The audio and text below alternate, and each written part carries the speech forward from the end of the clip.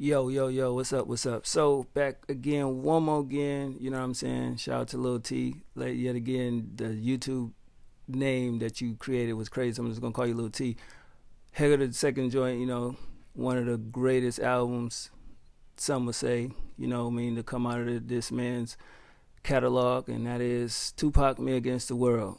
Now, y'all already know the history on this album. I ain't gotta get into that, no details about that. But this was the original person that dropped the album who went number one while he was in jail. And I do believe Wayne had a number one album that he was locked up, and there was somebody else recently that had one. I forget who it was. I think it was a younger cat. Was it YB or, whoever it was? It was somebody else that got locked up and had a number one album. But this album is like crazy. Like, it's a classic. You know what I mean? So many hit records. It's his third album. You got to remember how young Pac was when he died. So the type of material he was putting out was unprecedented. You never heard anything like this in your life before. This happens to be my little brother's favorite album. It's like my mom's favorite album. Now, as far as me, yes, I'm a Gemini. I respected Pac for what he did at a young age. I respect his lyricism, which some would say he's not really a lyricist, but if you listen to what he's saying, he really spoke to people. He spoke about him. He spoke about the environment he was in, and he was a Gemini. So, you could have songs like Dear Mama, and then you could have songs like Hit 'Em Up, you know what I mean? So just that double personality that you would get from Pac, which made him loved by everybody. He's a global icon. Let's not get that fucked up. You know what I'm saying? But I was never really heavy into his music as far as albums, but I appreciate everything he did for the game. But my favorite project from him, it has to be Machiavelli. That was like one of my favorite albums for him. I do like the Greatest Hits album as well. I remember my mom bought All Eyes on Me when it first came out, and we just rode around in the car, her, my stepdad, my little brother, listening to that album. Just amazing. And his songs out, all his albums, you know what I mean, that I appreciate. I just wasn't the heaviest of, Pac fan, if you want to call it that, you know what I mean? But I always appreciated the singles and the videos and everything that he did. I thought the VHS tape he put out where he was talking about Biggie Smalls and Diddy was hilarious as fuck. You know what I mean? Like the actual movie type video, not the actual music video, but y'all should know what I'm talking about. But off this album, a couple of my favorite songs would be Fuck the World, Death Around the Corner, It Ain't Easy, Dear Mama, Temptation, So Many Tears, Me Against the World, and If I Die Tonight. Those are my favorite joints though. You know what I mean? But you could just listen to any song on this album, you can get where he was coming from. Just his back against the world, everything he was going through as far as, the allegations, going back and forth to court, getting shot, and it all culminated into this phenomenal album, you know what I mean? And being locked up, still having the number one album. You know what I mean? That's why if you look at the video for Dear Mama, he's not actually in the video, you know what I mean? Which was one of the most greatest visuals I ever seen. If you know the history of his family and his mom, do you know what that songs mean so much to not only his mom, but any mom in particular, especially if you're a black mom, you dig? But yeah, getting into it, you know what I mean? If I Die Tonight, just listening to that record, it's just, to me, at least speaking for myself, I think we all have those moments to where it's just like you doing certain things in the streets or you live a certain lifestyle and, things can happen. It's like, what if I do die tonight? What will my legacy be? What will people think of me? You know what I mean? And it's just sometimes hard to just face the facts that your day may come. You know what I mean? Karma is real.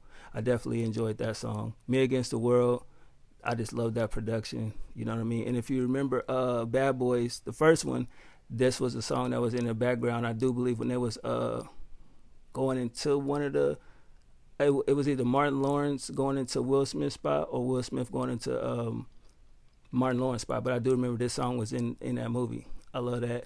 So Many Tears. I like the visual for it. I used to trip off this because it sounded like in the actual hook, it sounded like I shot so many kids, but I think he said I shot for many years. You know what I mean? And it's just like that video, it always makes me sad when I listen to it. I'm not even going to sit here and lie to you. You just shed a lot of tears from losing people, going through things in life. You will shed so many tears. Temptations, we know what that's about. Being a big star, groupies, and things of that nature, women, and just so many temptations. It don't always got to be women. It can just be anything. Stuff you probably not into. Just certain things are tempting and you be getting temptations. But if you watch the video, it's definitely about women. You know what I mean? Young niggas, self-explanatory, heavy in the game featuring the legendary Richie Rich. That's a crazy joint right there. Those two really like loved each other and got along. Like I remember living in the Bay Area and seeing Richie Rich ride through on his motorcycle and things like that. A lot of Bay Areas, the Loonies, you know what I mean? 3 Time Crazy, the Delinquents, you know what I mean? Living in Oakland, East Oakland to be exact. Yeah, used to see them a lot, especially bro from the Delinquents. He always had his van on dubs and shit sliding through. Crazy. That Bosses Will Be Bosses album is phenomenal. Lord Knows is another good one. I already spoke about Dear Mama. You know what I mean? It's just so many. It Ain't Easy Being Me. I think everybody can relate to that. Like, depending on what you're going through, people look at your life and think that, oh, you got it made or everything is specifically special for you. But it's like you have no idea what I go through, man. It's like walk a day in my shoes. It ain't easy as you think.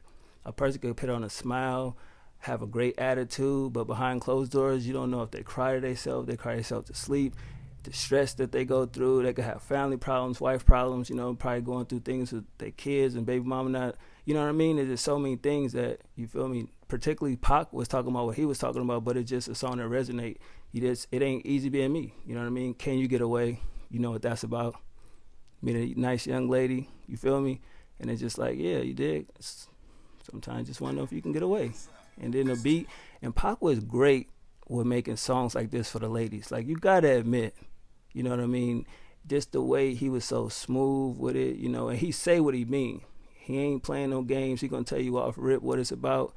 And if you with it or not, because he ain't trying to play no games with you. That's what make this record so lit. Old School is another dope one. I think my little brother love that shit a lot. He's always play that shit. It's cool to me, you know what I mean? But preferably, I'd rather not listen to it. Fuck the World. I always feel like that. You know what I mean? And it was dope when Lil Wayne dropped his debut album. He had the same song called Fuck the World. You know what I mean? But Pac version is so much harder, though. But shout out to Wayne, though. But Fuck the World is definitely one of my favorites because when I was, younger, going to school and dealing with teachers and I guess you want to call niggas bullies, but they really wasn't bullies, just bitch-ass niggas acting hard for no reason. Not saying I'm the toughest nigga around, because I'm not. I don't believe in violence, none of that street shit. But sometimes be like, damn, God brought me here for what? Fuck the world, man. The world don't give a fuck about me. You know what I mean? So I just kept it moving. Keep my head up, 10 toes down. That's the most you can do. Death Around the Corner, that's my favorite. Just the excerpt in the beginning of the song when his woman is talking to him, and you hear his daughter saying, Daddy, what's wrong with you? He don't do nothing, da-da-da-da, stand by the window with that motherfucker AK on some Malcolm X shit. He see Death Around the Corner. It's like he knew what was going to happen to him, even before it happened to him. That was the crazy thing about Pac. I still remember my stepdad, like back in the day, I think when his second album dropped and then this album dropped, and then he dropped a diss record. And my stepdad said straight up, I don't think Pac gonna live too long. You know what I mean? Just the energy he was putting out there. And we all looked at him like, what the fuck? Like, why would you say something like that? But then you see what happened to him just a year later. It's like, and when it happened, it was very sad around East Oakland, Bay Area, to be exact. But still, all my stepdad could say was like, yeah, I told y'all. It's the energy you put out there. It's like Pac always knew it. You listen to his music, he knew he wasn't going to be here for too much longer. So when I first heard this song, I was just like, damn, that shit is so eerie to just hear somebody say that. Just not knowing you can just be one block away from death. You know what I mean? And that's definitely one of my favorite goddamn songs.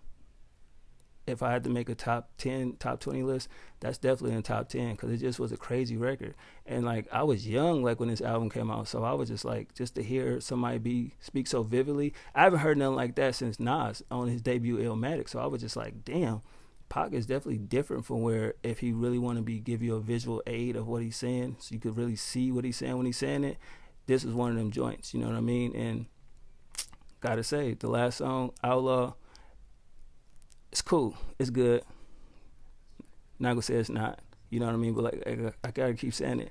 I was the biggest Pac fan, bro. Like everybody in my family was, not me.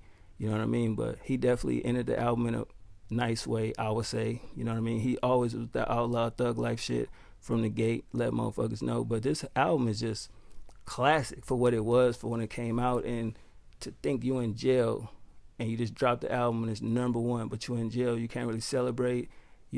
That was huge at the time. Like never seen nothing like that before.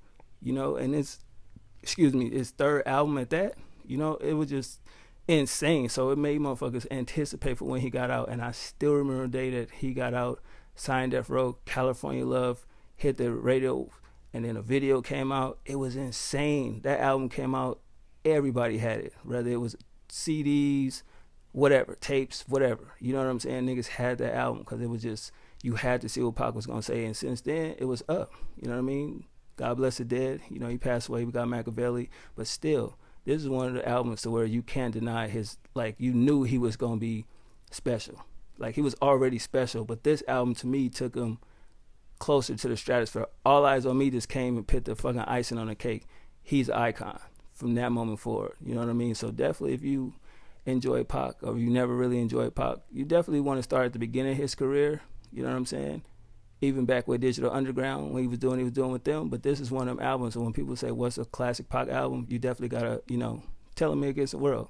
There's just too many joints on there that just fire. You dig? But that's just my thoughts on it. Y'all let me know if y'all fuck with Pac. Of course you do. But if you did fuck with this album, what's the 5 songs on this joint you really fuck with? All right. I'm going to holler at y'all, man. Shout out to Lil T.